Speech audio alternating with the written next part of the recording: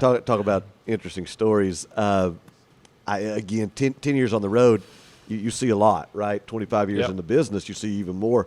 And so we've got our national trade show, which is now called the PCA, right? Right. RTDA when I originally came in, IPCPR, now PCA after the transition. And so it's our largest trade show of the year.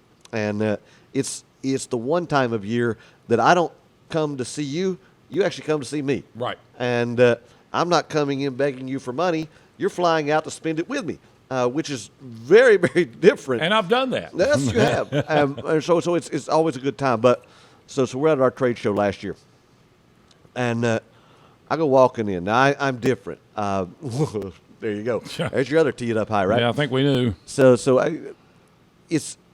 I tend to view it as a business, and those are days of business and sales, right? Right. So I am always, and have been repeatedly for multiple years, the first guy from our team over on the trade show floor. Because at 8 o'clock in Las Vegas, it's 11 o'clock on the East Coast. And so I know who's coming, who's not. And so I'm always on the phone, making phone calls at that point in time. Well, I'd gone over, and I was one of the first people in, and so I go over to our booth, and I sit down in the company's booth. And, I went to sit down, and I look, and we have chairs, and they're all lined up, literally in a straight line across the middle of our booth. And I was like, well, I wonder why they're not set out. And then it hit me. We were the only booth in all of the cigar industry that did not have tables. So we had no tables set up. All the chairs are stacked, no tables anywhere. And so I immediately text our COO at that point in time. And I went, hey, we got tables, or excuse me, we've got chairs, but we don't have tables. And we open in an hour and a half. And I get a phone call. You got to be kidding me. I was like, no, I wish I was, but I'm not. And he goes, okay, I'm on it. I was like, all right. So I sit down, not thinking anything of it. Well, I get a phone call 30, 45 minutes later. And it's our COO. And, Whaley, yeah, buddy. Has anybody been by with tables? I was like, no, but we've got a much more pressing issue now than we had before. And he said, well, what would that be? He's like, you're trying to ruin this for me. I already have no tables, da-da-da. This is garbage. Please don't make my day any worse. I said, oh, it's going to get worse. And he said, well, what happened? I said, well, I came over to the showroom floor. He said, yes. I said, and I've got a cigar. He goes, yes. I said, and I've got a cutter. He said, yes. I said, I don't have a lighter and nobody else is open, and I don't know what I'm going to do. And he hangs up on me. Evidently not the story he wanted to hear. And that wasn't, he didn't think it as big a problem as I did, which we had a discussion about later. And I moved companies. But,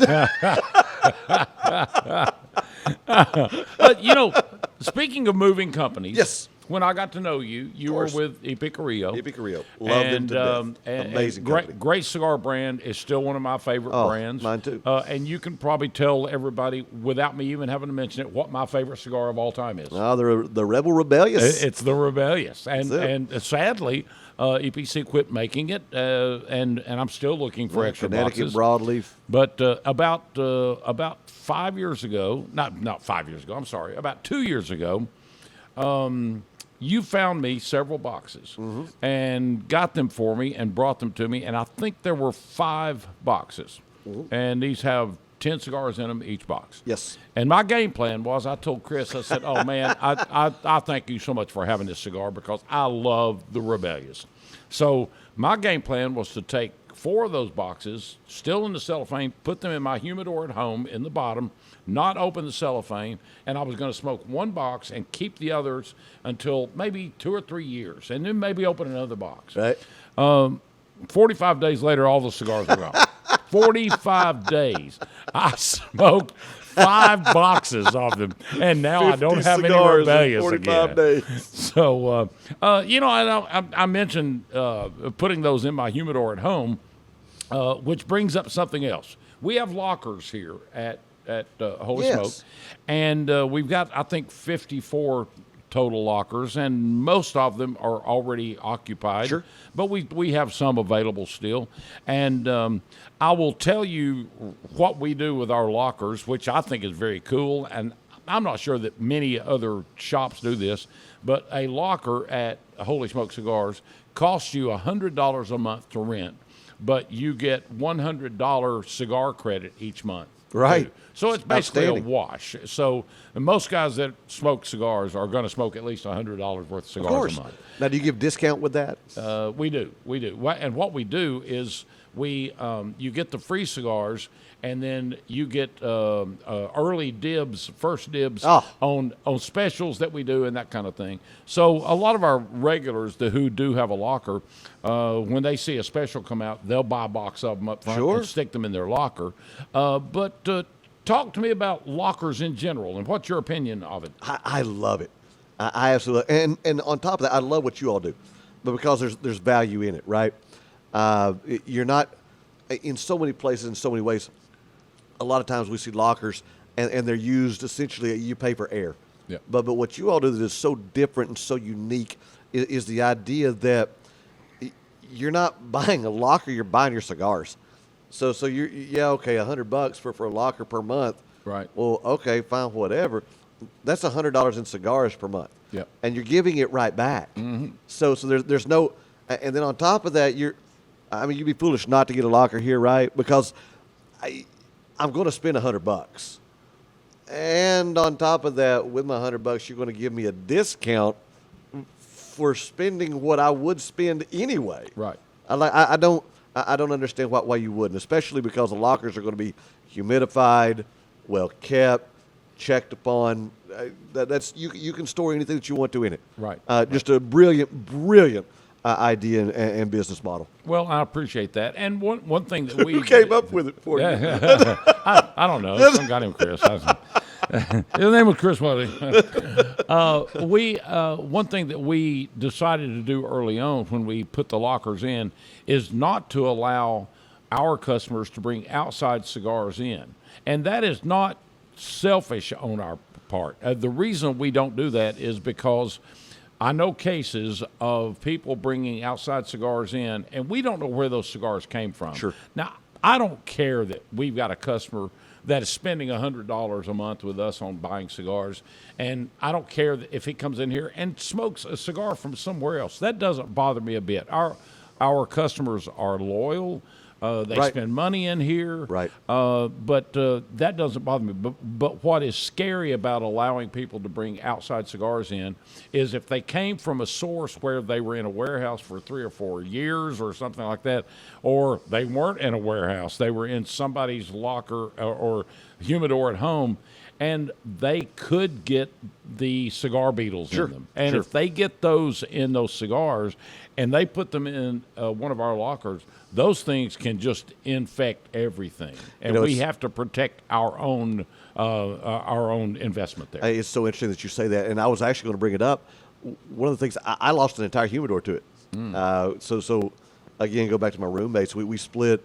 We had a pretty good sized humidor, and we had one guy that we allowed to put and store all of his stuff in there, obviously because he paid for it. Yep. So he did, and he wasn't exactly paying a lot of attention to what he was putting in there.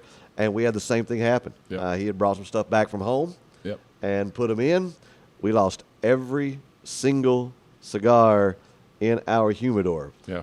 500 count humidor. Every single cigar Yeah. to beetles and an infestation Yep. that we didn't cause. Yeah. That was just an oversight Yep. from something that again wasn't stored properly. Right. And taken care of. Right. And the fact that we do that we put that restriction on it, that does help everybody that puts their cigars in here. They Sure. know that they're not going to get an infestation of some sort. And those beetles that can get in Oh. cigars, they will also get in the lockers themselves. Oh, yes, they will.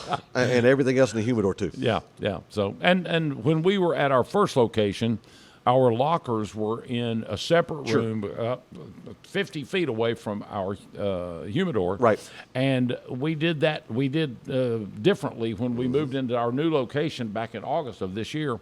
We actually put our lockers in the entrance room to our humidor.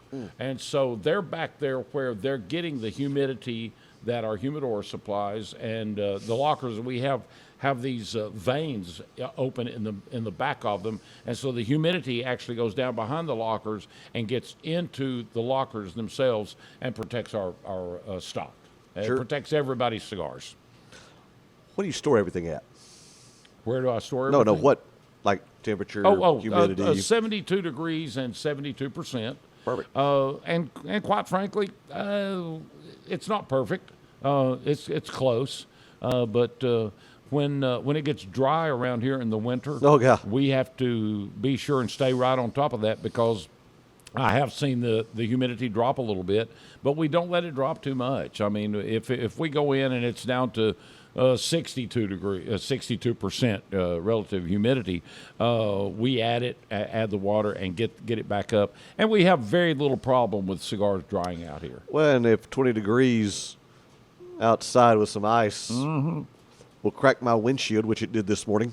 Really? Oh yeah, it was beautiful. Huh. Then can you imagine what that does to a cigar at that point in time? Yeah, it'll run them, and the temperature is very important too. You better believe it. I just recently discovered that higher temperature, if it's warmer than 72 degrees, it's better than being lower than 72 degrees. And I honestly didn't know that until a few weeks ago, and I think that producer Bill is the guy that told me about that. I'm pretty sure. I'm just glad you got his name right. Yeah.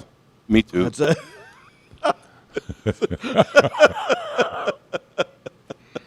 Bill the producer. So what questions do you have? What else you got? Fire away. All right. Let's see here. We've already covered funniest cigar stories. Have I covered the bring a friend for the lockers? Okay. We've got a new thing that we're doing now, that if you have a locker at Holy Smoke Cigars and you bring a friend in and introduce him to the lockers, and he ends up getting a locker, we give you 5 free cigars for just bringing that guy on. Now, all you're doing is helping a friend save get his $100, his first $100 in cigars a month, basically on us. And so we do that, and we do have, I think we've got right now about 15 lockers that are still available. Now these lockers they're lined with the Spanish cedar, and the outside is hardwood. They've got a beautiful finish, and we actually have some guys who keep cigars in those, because quite a few of those guys keep this in there.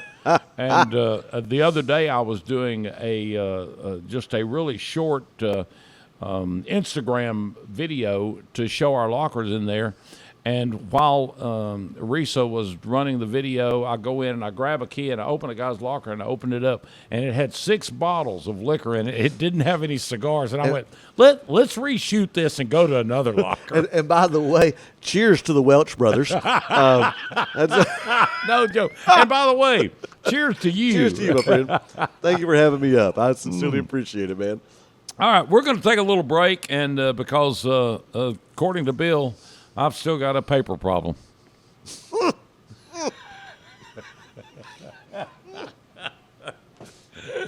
not to spray scotch all over.